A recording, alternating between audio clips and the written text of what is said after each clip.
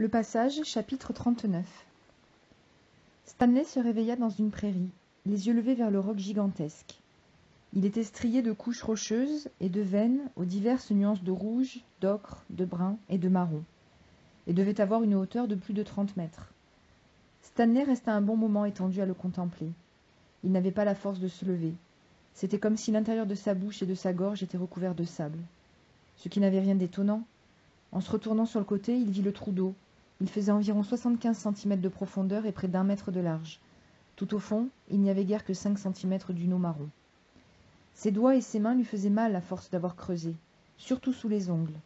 Il ramena un peu d'eau sale au creux de sa main et la porta à ses lèvres, puis il la remua dans sa bouche en essayant de la filtrer avec ses dents. Zéro poussa un gémissement. Stanley commença à lui dire quelque chose, mais aucun mot ne sortit de sa bouche, et il dut faire une nouvelle tentative. « Comment ça va ?» parvint-il à articuler. Parler lui faisait mal. « Pas très bien, » répondit Zéro à voix basse. Avec un grand effort, il parvint à se tourner sur le côté, à se redresser sur les genoux et à se traîner jusqu'au trou boueux. Il y plongea la tête et lapa un peu d'eau. Puis, d'un mouvement brusque, il se rejeta en arrière, serra ses genoux contre sa poitrine et retomba sur le côté, le corps agité de convulsions. Stanley songea à redescendre au bas de la montagne pour aller rechercher la pelle et creuser un trou d'eau plus profond. Peut-être qu'au-dessous, l'eau serait plus propre. Il pourrait aussi utiliser les bocaux, en guise de verre.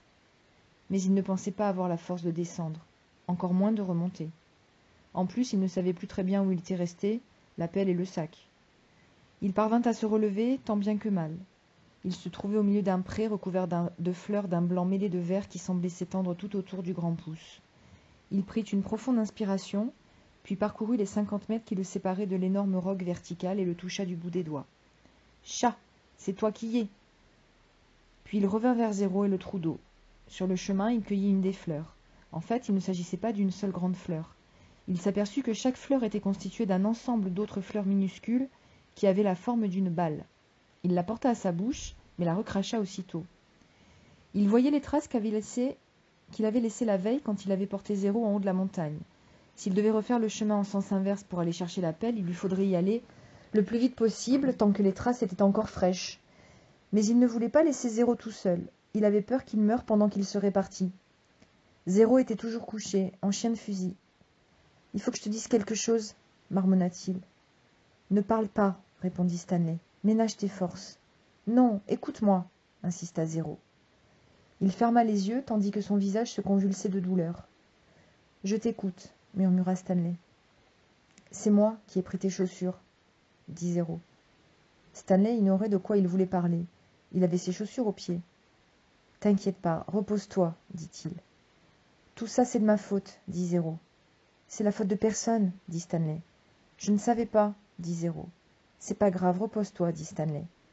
Zéro ferma les yeux, puis il insista. « Je n'étais pas au courant pour les chaussures. »« Quelles chaussures ?»« Chez les sans-abri. » Stanley mit un certain temps à comprendre. « Tu veux dire les chaussures de Clyde Livingstone ?»« Je suis désolé, » dit Zéro. Stanley le regarda. C'était impossible. Zéro était en plein délire. La confession de Zéro sembla le soulager un peu. Les muscles de son visage se détendirent. Et tandis qu'il sombrait dans le sommeil, Stanley lui chanta la chanson qu'on avait chantée dans sa famille pendant des générations. « Si seulement, soupire le pivert, l'écorce des arbres était un peu plus tendre, tandis que le loup est là à attendre, affamé et solitaire, en hurlant à la lune, si seulement, si seulement. »